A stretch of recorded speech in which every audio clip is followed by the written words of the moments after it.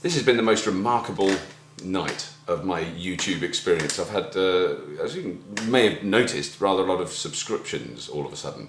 You know, I've quite liked my very quiet and slow entrance into the YouTube universe. I've told some of my friends, again, look at what I've done on YouTube, and they haven't. They don't bother. People I know, they go, you know, half of them don't even know what it is. You know, they still haven't heard about it. I'm not talking about like a guy that delivers the logs to our house, or a farmer, or a man who looks after the sheep. It is people who work in telly. They don't know what it is. They don't know that 3/4 of the work that they've done in the last 20 years is actually on YouTube. What I'm doing now is I'm actually recording this on a camera that I've used a lot in my time, which is a 3-chip mini DV camera, but it's really good quality, very good quality sound, better lens. And I broke it about 2 years ago because it's called dropping it. I do quite a lot of that. Dropped this camera and the lens cracked off, and the mounting for the lens went, and because you can't get the lens because it's the old model and the new model lens doesn't fit it, and you can find the lens if you really want to bother, but it's really expensive. And so I'm a bit stuffed. But so what I've done is I got some super glue, literally that little tube of super glue, and glued the lens mounting back on, and put a big heavy weight on it that we use for weighing flour, and like squashed it down, left it in a cupboard. I put it back on the camera. It works.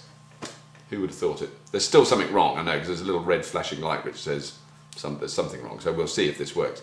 So there's a repair. Well, basically, I haven't bought a new lens, it's a repair.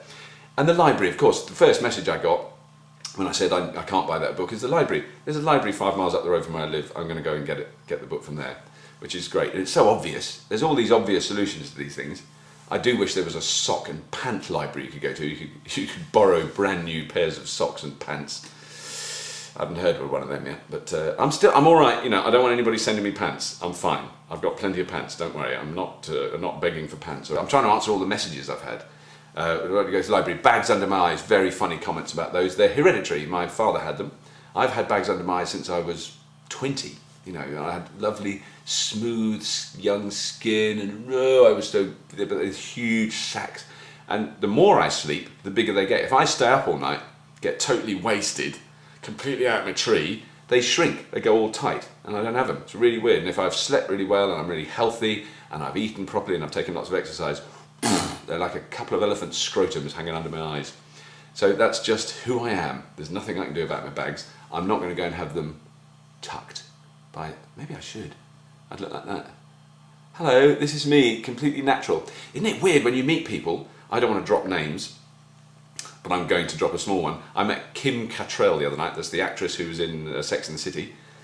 And she's older than me, I think, or she's certainly the same age as me. She is stunning. She is gorgeous, and she's very nice. She was really sweet. I mean, when I say I met her, we said hello, and I said, you're really clever and wonderful, and I adore you, and she said thank you and walked away. That's how long the incredibly intense, intimate interaction was between us. But, you know, we did meet.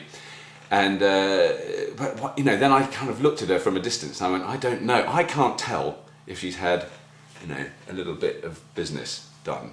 I mean, she didn't look like she had, and she wasn't wearing much makeup. She was very natural, but she did have there's special telltale hair that women who've had a lot of surgery have, which is where the haircut goes like that. Do you know that look? Cher is a good one. The actress who played Hot Lips Houlihan, who my wife's worked with, that hair is kind of glued there. And she was a lovely woman. I met her too, and she was really sweet, and everyone's going to tell me now what her name is, and I can't remember. Anyway, that's enough for me. That's enough name dropping. I'm not going to go on about that. But thanks for watching, and keep going, and I'm going to have some more proper updates that actually make some sense rather than me blathering about my camera lens. That's enough from me for now. I'll see you soon. Bye. Loretta Swit. Of course.